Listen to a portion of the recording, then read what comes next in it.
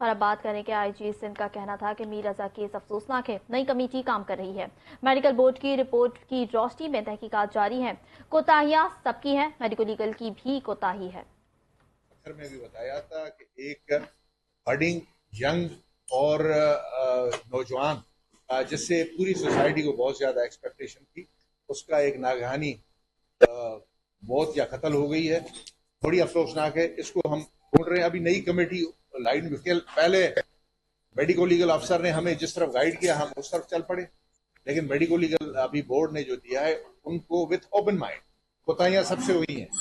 health department میں medical legal آفیسروں نے بھی کوتاہیاں کی ہیں، اس میں نہیں پڑھنا چاہتا، لیکن میں نے جس طرح کہا کہ